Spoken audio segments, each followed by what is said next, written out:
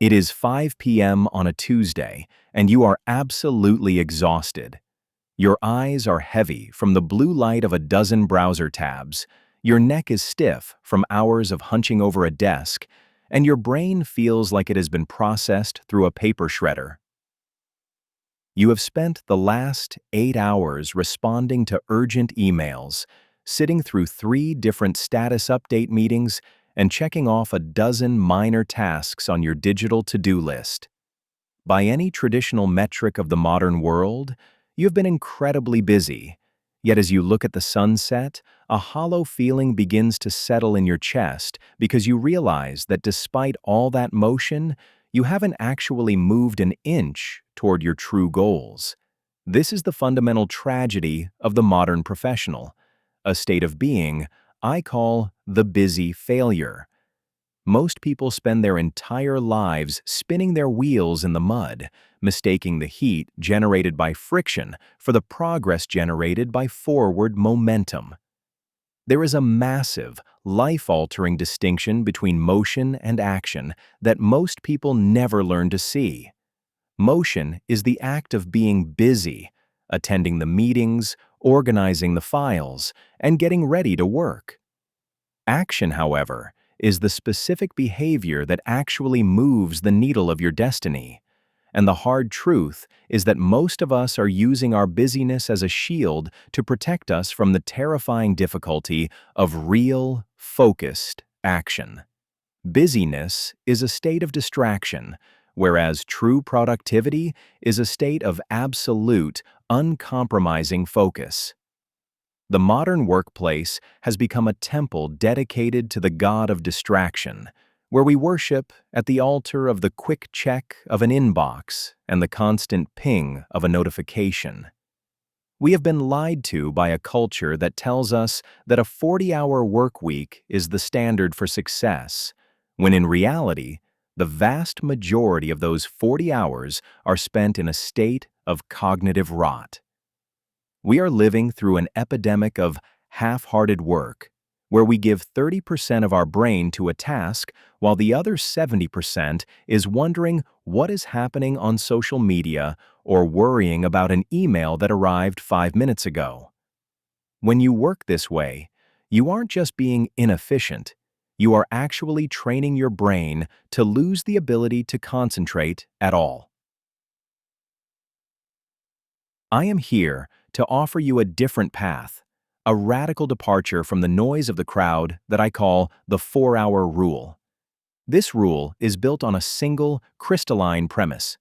4 hours of unbroken laser-focused work is worth significantly more than 40 hours of distracted, shallow effort. If you can master the art of the monk block, you can accomplish more in a single morning than most people achieve in a standard work week. This is not about working harder in the way you have been taught. It is about reclaiming the sovereign power of your attention and directing it like a high-intensity laser at the things that actually matter. Throughout this book, we're going to dismantle the myths of the modern hustle culture and replace them with a biological and psychological framework for elite performance. We're going to stop playing the game of looking productive and start playing the game of becoming powerful. This is not a guide to help you check off more items on your mundane to-do list so you can feel a temporary sense of relief. This is a guide to building the empire of your life, rather than just staying caught in the cycle of paying the bills. The 4-hour rule is a commitment to the idea that your time is your most precious resource, but your attention is your most powerful weapon.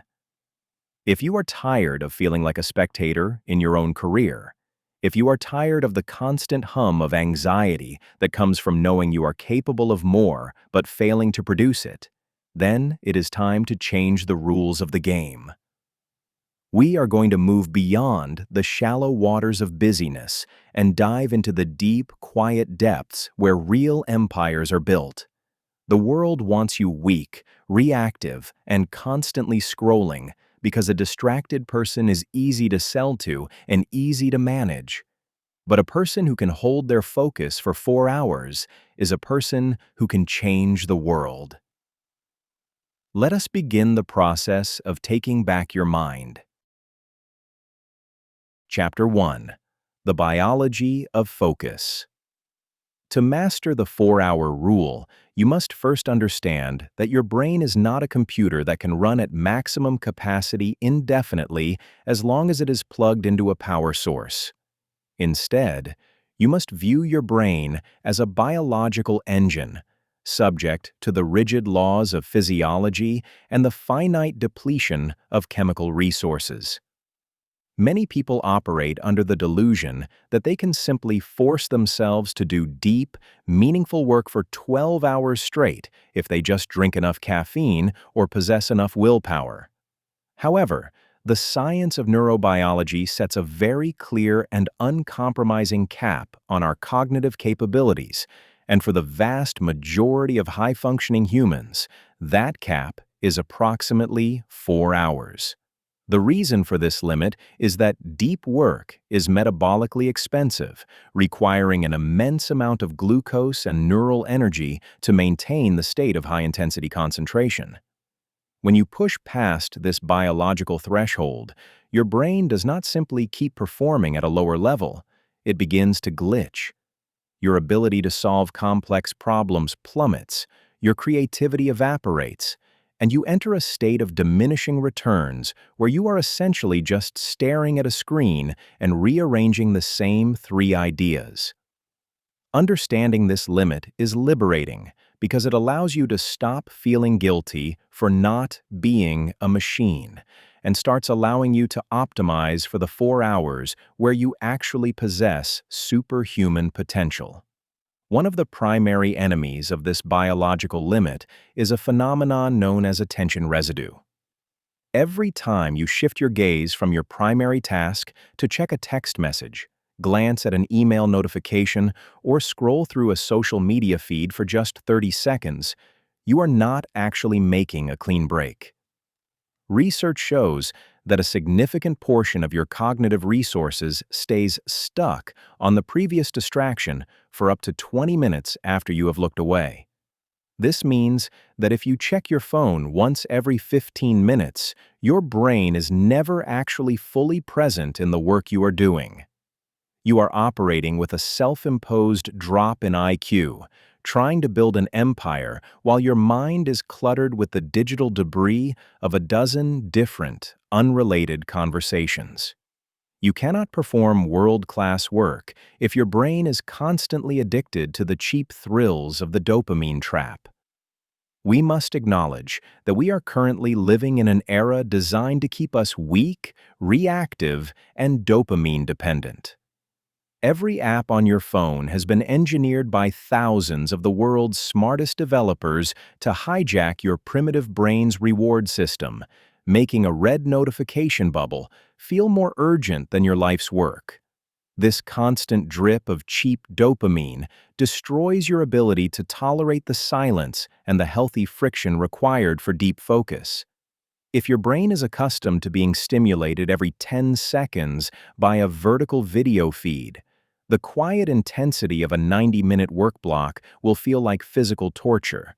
You must detoxify your neural pathways if you ever hope to reclaim your edge. The Notification Zero Protocol. To protect your biological hardware, you must implement a strict defensive perimeter before you even attempt to work. This begins with the Notification Zero Protocol, a process of stripping your environment of every possible digital lure. This is not about self-control. It is about environment design. You do not leave the cookies on the counter when you are on a diet, and you do not leave a vibrating smartphone on your desk when you are building a legacy. The protocol requires you to turn your phone to grayscale mode, removing the vibrant colors that trigger your brain's reward centers and ensuring that every single alert, without exception, is silenced. In fact, for the duration of your focus blocks, the phone should not even be in the same room.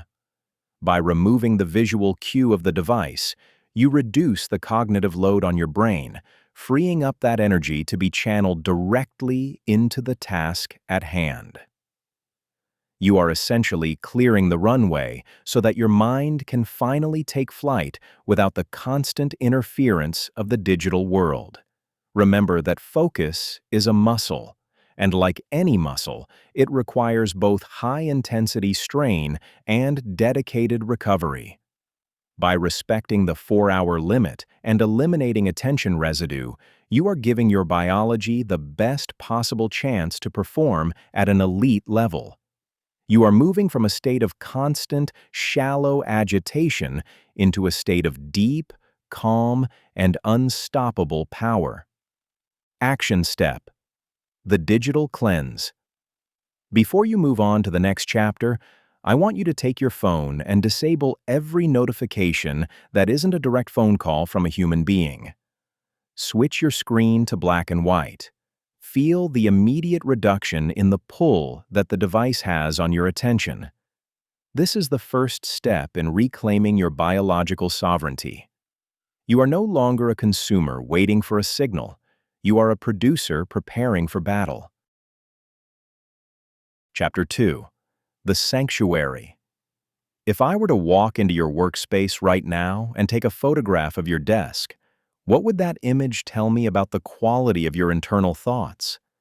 Most people treat their physical environment as an afterthought, a chaotic collection of half-empty coffee mugs, tangled charging cables, random stacks of mail, and post-it notes that have long since lost their urgency.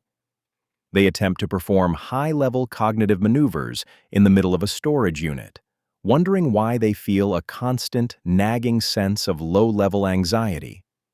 You must realize that your external environment is a physical manifestation of your mental state, and it is nearly impossible to maintain a clear, focused mind when you are surrounded by visual evidence of your own disorganization. I want you to consider the concept of the cockpit. When a fighter pilot climbs into the seat of a multi-million-dollar jet, every single dial, switch, and screen is positioned with absolute intentionality to facilitate split-second decision-making and total situational awareness.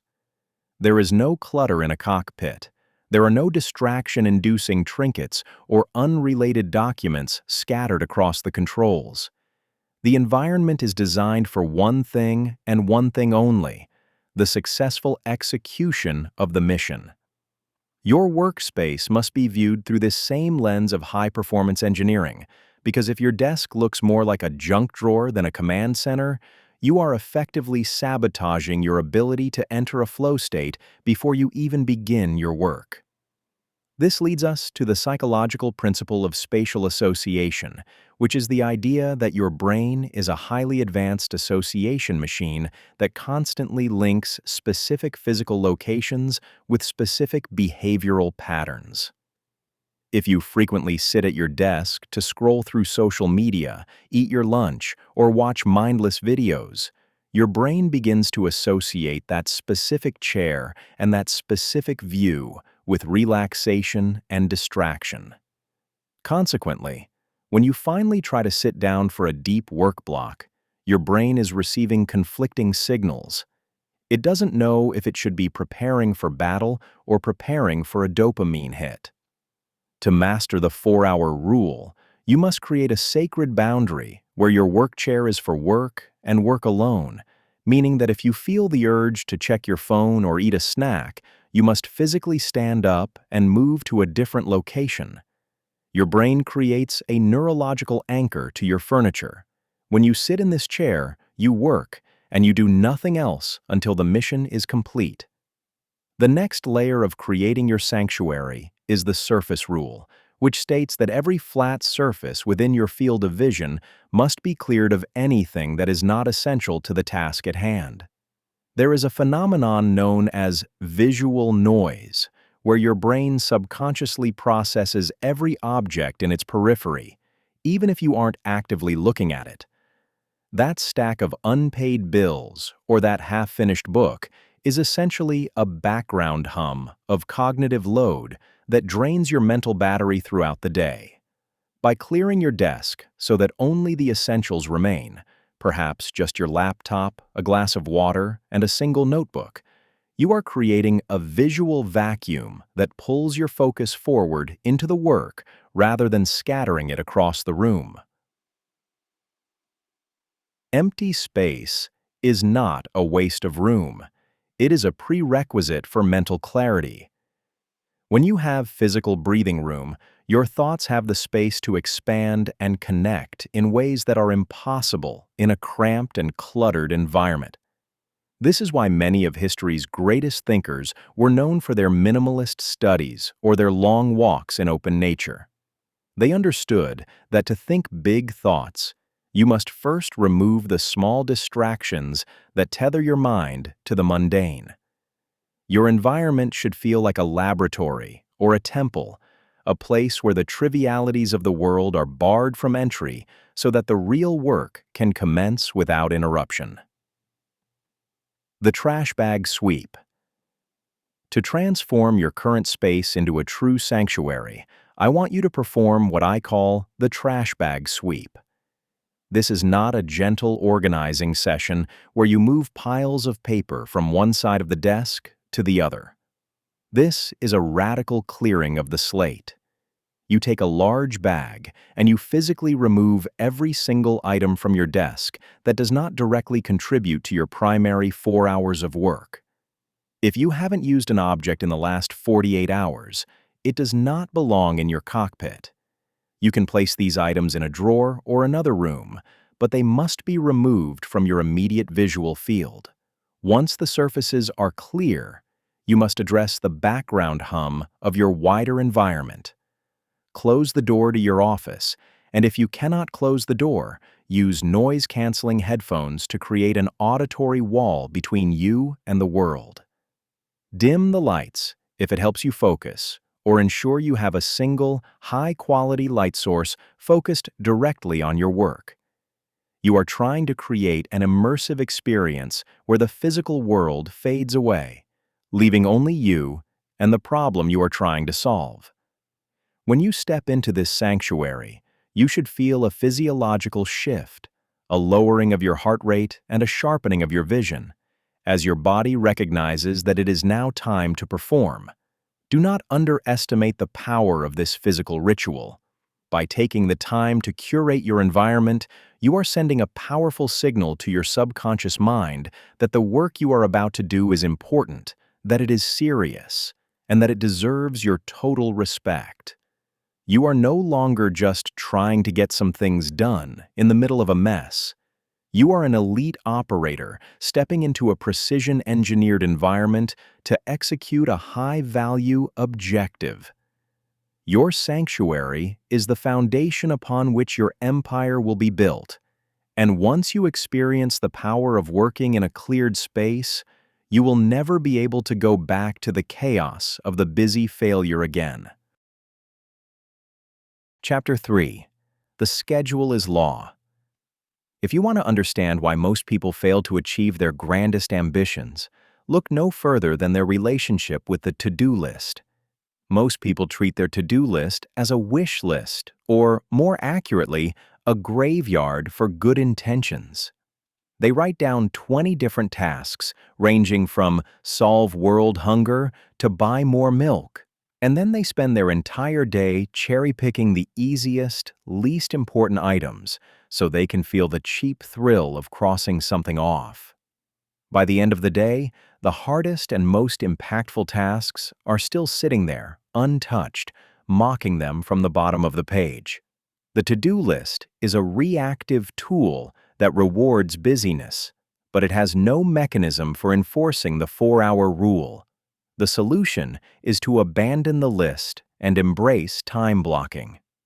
A task does not truly exist in your world unless it occupies a specific, immovable block of time on your calendar. If you say you want to write a book, but that writing session doesn't have a start time and an end time on a digital or physical grid, then you are lying to yourself about your commitment. Time blocking forces you to face the cold, hard reality of the 24 hours available to you. It forces you to make choices and to realize that by saying yes to a mid-morning meeting, you are physically saying no to your deep work block. You must move from a world of maybe to a world of mathematical certainty. To succeed at this level, you must adopt a philosophy I call the dictatorship. You have to realize that you are actually two different people living in one body. You are the executive you who is rational, ambitious, and capable of long-term planning, and you are also the employee you who is tired, lazy, and easily distracted by shiny objects.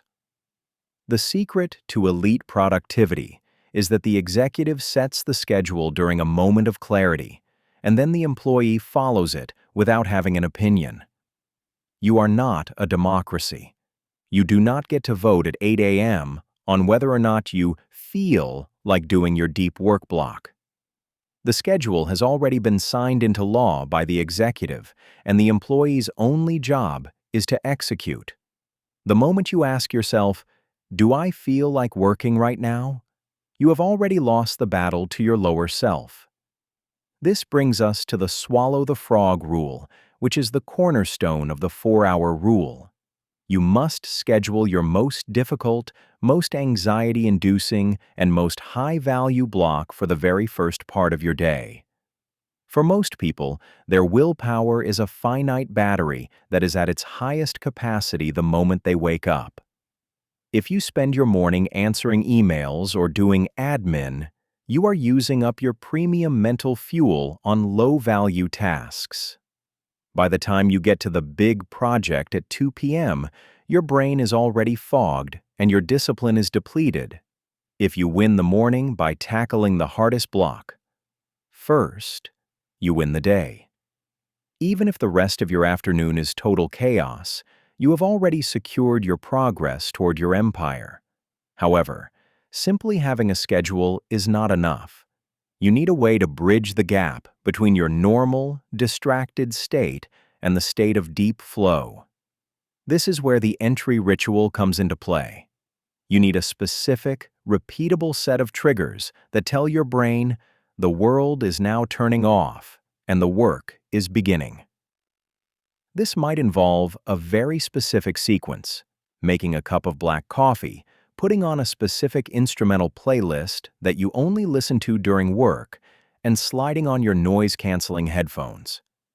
These physical actions act as a neurological handshake that prepares your subconscious to dive deep. The architecture of the morning. When you design your schedule, your 4-hour block should be protected with a level of aggression that borders on the obsessive.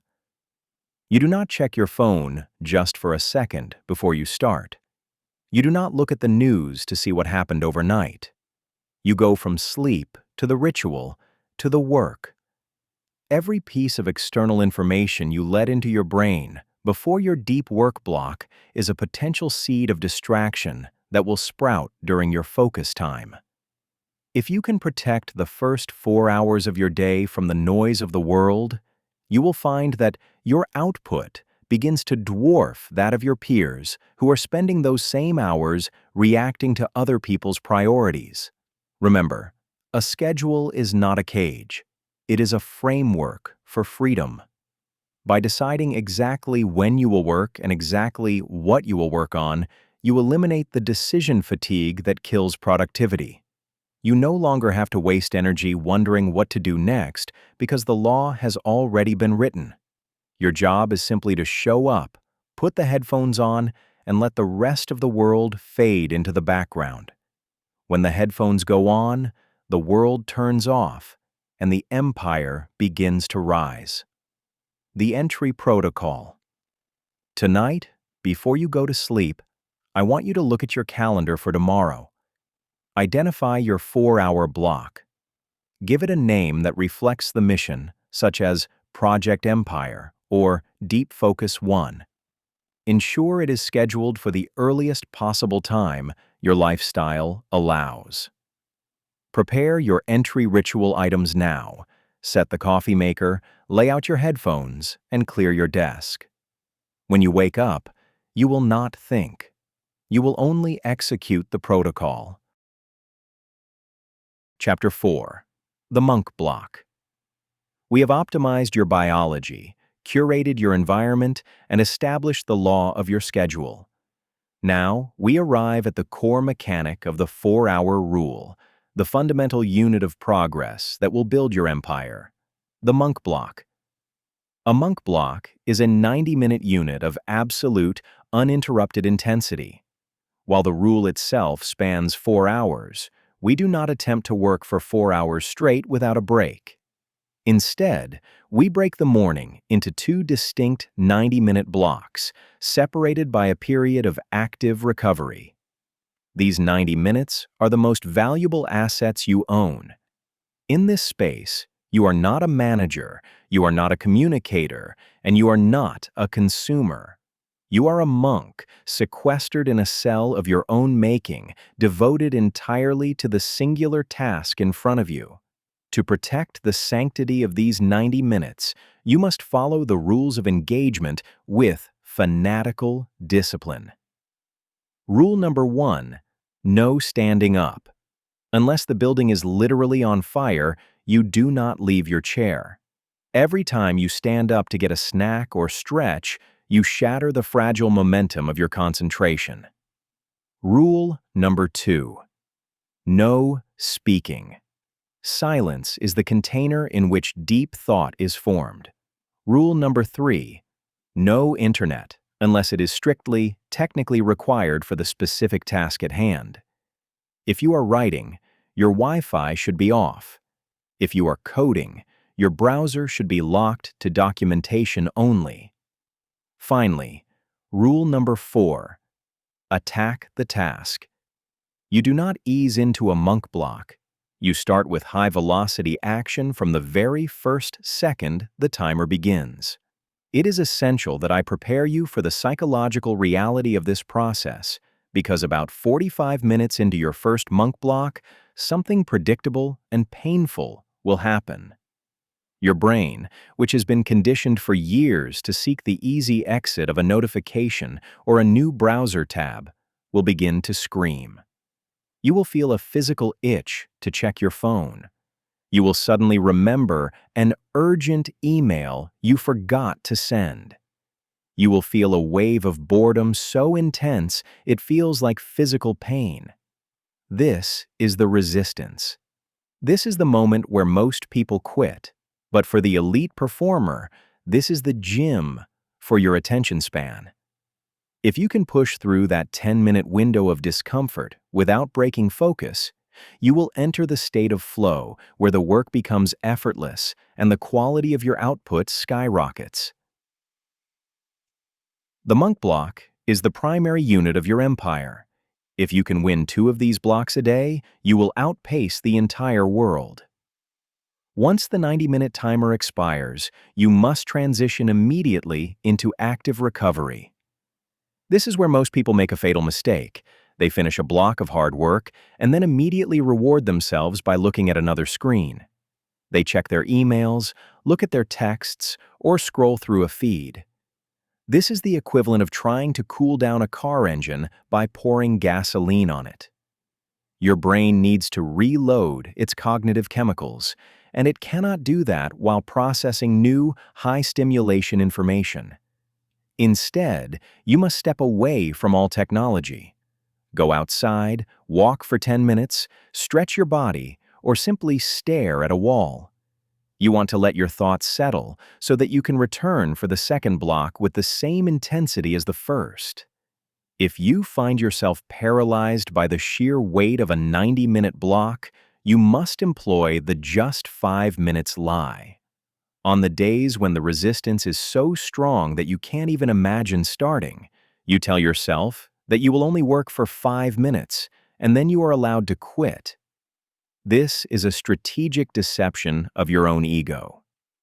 The hardest part of any deep work session is the transition from a state of rest to a state of motion. Once you have been working for 5 minutes, the activation energy has been paid, and the friction of starting is gone. Almost every single time you use this lie, you will find that after 5 minutes, the desire to quit has vanished, and you are ready to finish the full 90-minute block. The architecture of the block.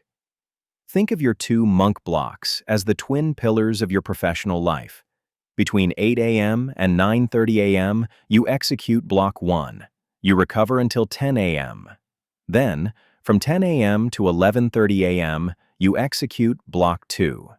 By noon, you have completed 3 hours of world-class focused work.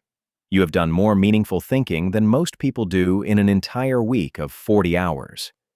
The remaining hour of your 4-hour rule can be used for a final push or for the highest-level administrative tasks that require intense focus.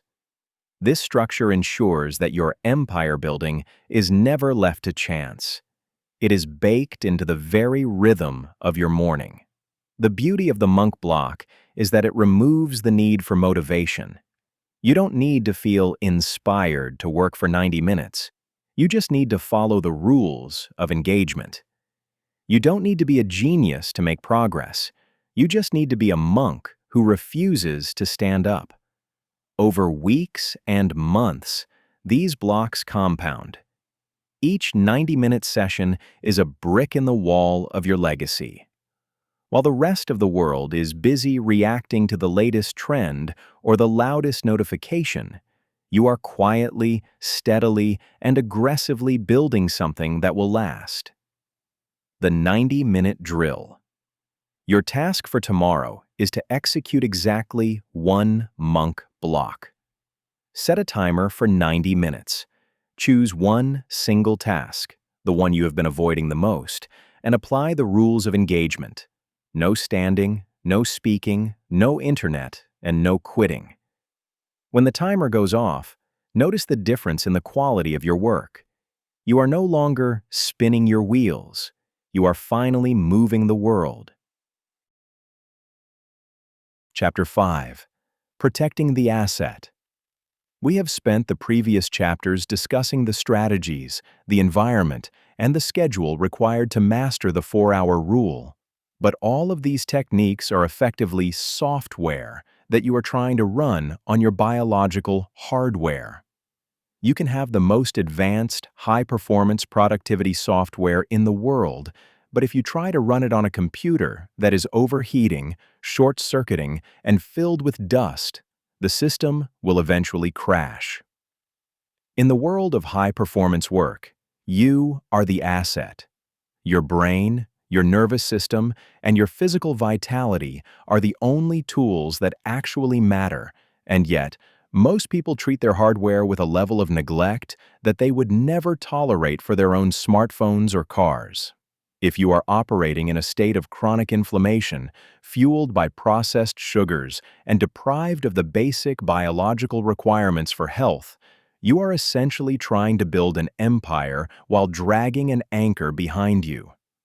You cannot expect to enter a deep, 90-minute monk block and produce world-class insights if your brain is literally struggling to stay awake or is being clouded by a fog of poor nutrition. To become an elite operator, you must move away from the idea that self-care is a luxury for the weekend and start seeing it as a cold-blooded business requirement. Protecting the asset means ensuring that when you sit down at 8 a.m. for your first block of the day, your biology is not just fine, but optimized for maximum cognitive output. The first and most non-negotiable component of this optimization is sleep. We have been sold a dangerous lie by the hustle culture that sleeping less is a badge of honor, when in reality, sleep deprivation is a form of self-imposed brain damage. During the hours you are asleep, your brain activates a remarkable waste clearance system known as the glymphatic system. Think of this as a team of internal janitors that physically flushes neurotoxins, including the metabolic waste products that accumulate during a day of thinking, out of your neural pathways. When you cut your sleep short to grind more, you are essentially preventing those janitors from doing their job, which means you start the next day with a brain that is still cluttered with yesterday's trash. Sleep is not a period of inactivity. It is the time when your biological machine cleans its gears and reloads its ammunition for the next battle. Beyond the cleaning process, Sleep is where memory consolidation and creative problem-solving actually happen. If you have ever struggled with a complex problem all day only to wake up with the answer clearly in your mind, you have experienced the power of your hardware processing information while you are offline. If you want to master the 4-hour rule, you must prioritize 7 to 8 hours of high-quality sleep as if your career depends on it, because it does. A brain that has been properly flushed is sharp, resilient, and capable of the intense focus required for deep work, while a tired brain is reactive, impulsive, and constantly seeking the next dopamine hit just to stay alert. The second pillar of hardware optimization is glucose management. Most people spend their entire lives on a glucose roller coaster, starting their day with a breakfast high in refined carbohydrates or sugars. Think of cereals, pastries, or even some flavored coffees. This causes a massive spike in blood sugar, followed inevitably by a massive crash. When that crash hits, usually right around 10 a.m. or 2 p.m., your brain enters a state of panic because its primary fuel source has plummeted. This is when the brain fog sets in, and your ability to do deep work evaporates.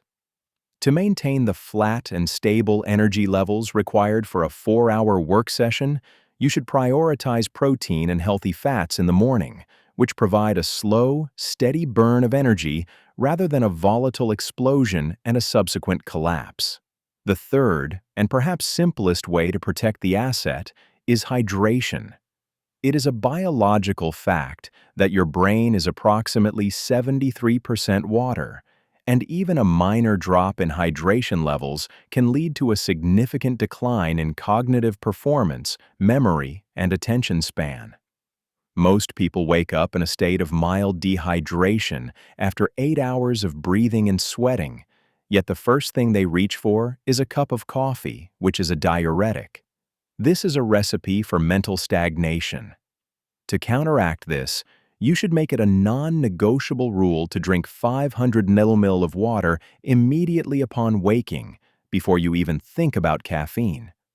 You are essentially restarting the battery of your brain, ensuring that your neural cells have the fluid they need to transmit signals at maximum speed. The hardware protocol. To optimize your body for the 4-hour rule, you must view your morning routine as a pre-flight check for a high-performance aircraft. You drink your water to hydrate the cells, you consume a stable, protein-rich fuel source to avoid the glucose crash, and you ensure you have cleared the neurotoxins from the night before through adequate sleep. When these three things are in place, the mental friction you usually feel when starting a difficult task begins to melt away. You aren't fighting your own biology anymore. You are working with it. You must also be mindful of the inflammation trap.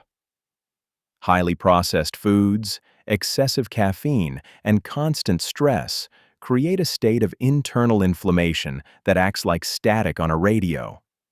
It makes it harder for your brain to tune in to the deep work frequency.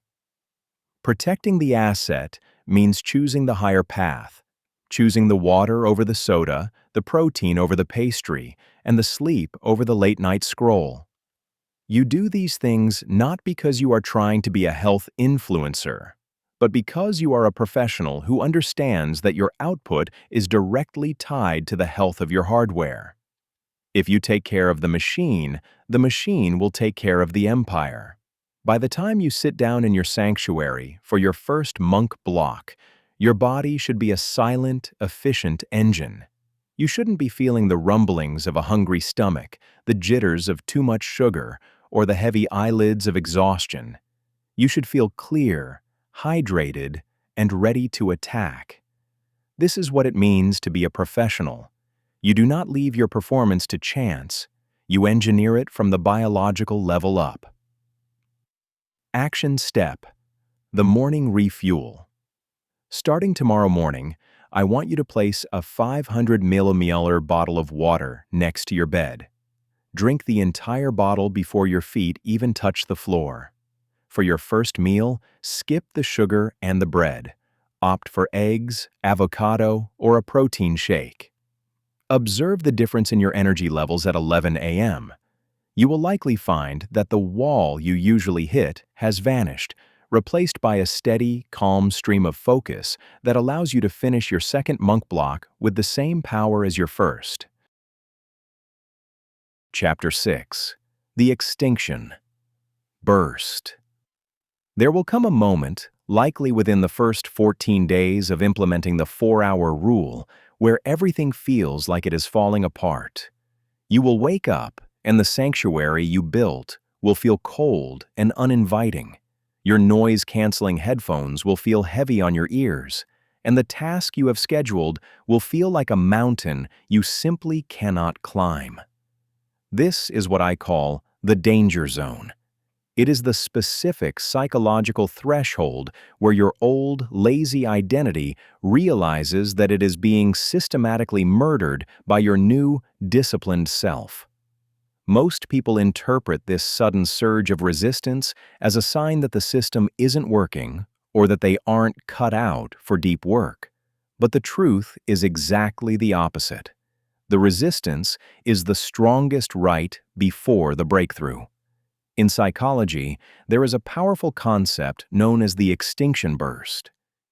It is a phenomenon observed in both animals and humans, where a behavior that is no longer being reinforced suddenly increases in intensity and frequency before it finally disappears. Think of a toddler who has learned that screaming gets them a piece of candy. When the parent finally decides to stop giving the candy, the toddler doesn't just quietly give up. Instead, the toddler screams louder, longer, and more violently than ever before in a desperate final attempt to get the old reward. Your brain's addiction to distraction and busyness is that toddler, and when you start starving it of cheap dopamine through your monk blocks, it will throw a massive internal tantrum to try and force you back into your old ways. The extinction burst is the final stand of your bad habits.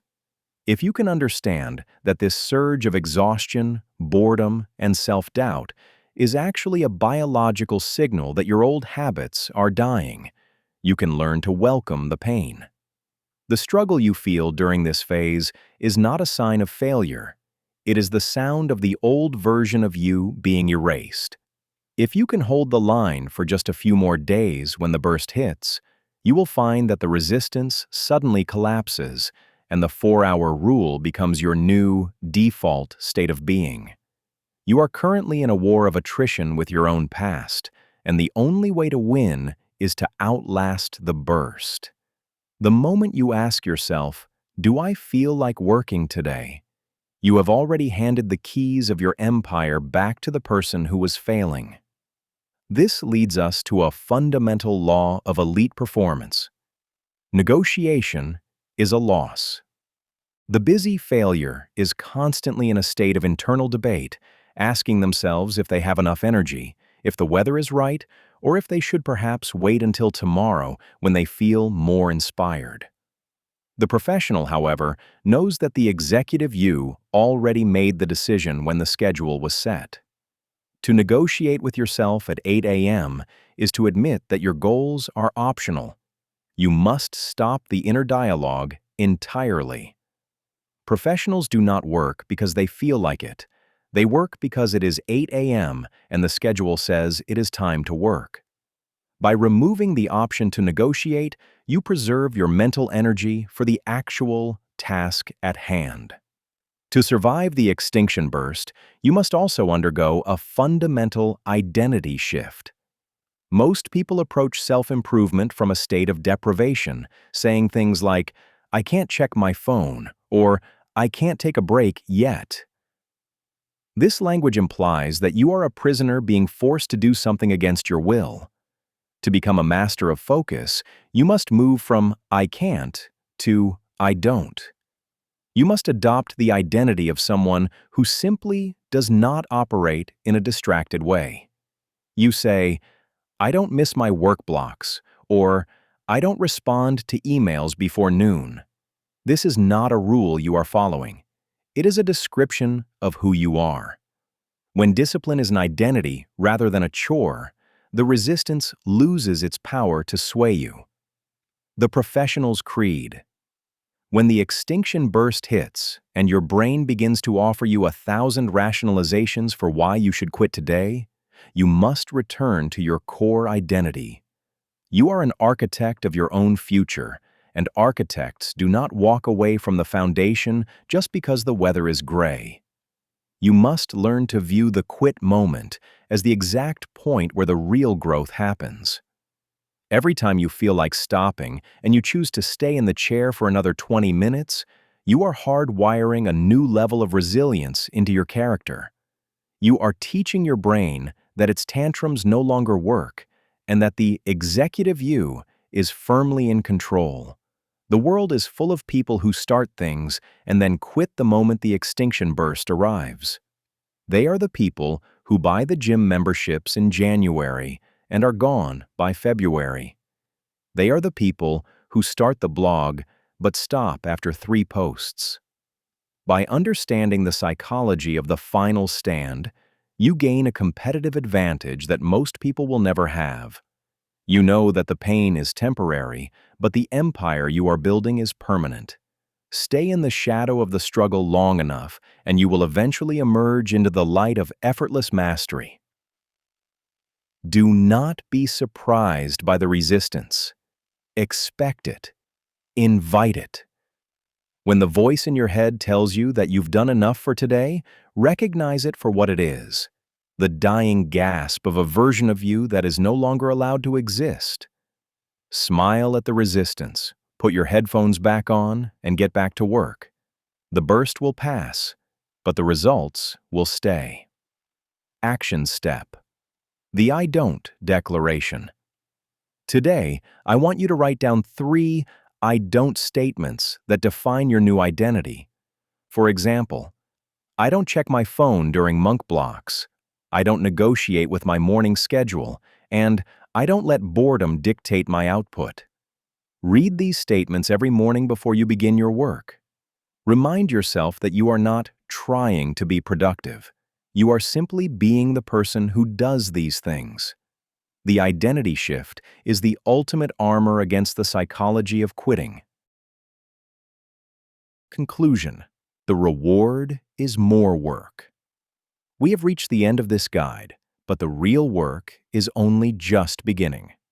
You now possess the blueprint for the 4-hour rule, the biology of focus, the sanctuary of your environment, the law of the schedule, and the discipline of the monk block.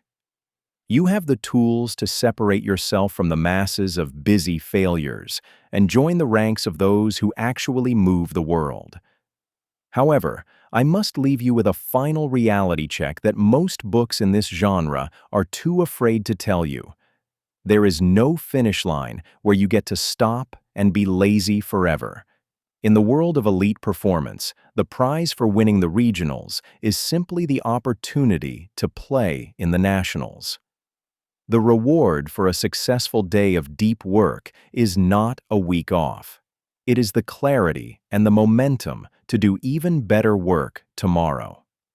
This philosophy is about falling in love with the process of mastery itself rather than the temporary highs of achievement. You do not pop champagne because you finished your 4 hours. You simply close your laptop, recover your hardware, and prepare to do it again. Keep your head down. Stay in the shadows while you build. Do not seek the external validation of the crowd, because the crowd is still trapped in the cycle of distraction and busyness. Let your results be the only noise you make. If you can commit to the 4-hour rule for the long haul, you will look back in a year and realize that you have built a life and an empire that others only dream about. You have the rule. You have the power. Now, go and execute. Your focus is your currency. Your discipline is your weapon. The empire is waiting for the person who is brave enough to sit down and do the work. Stop searching for the hack and start building the habit. The clock is at 0 and the world is quiet. It is time to become the exception.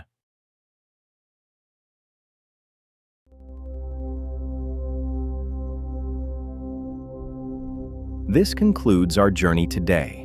Thank you for listening. If you found value in this, please leave a like. It really helps the channel. I'd also love to hear your favorite takeaway in the comments below. Subscribe for more audiobooks, and I'll see you in the next one.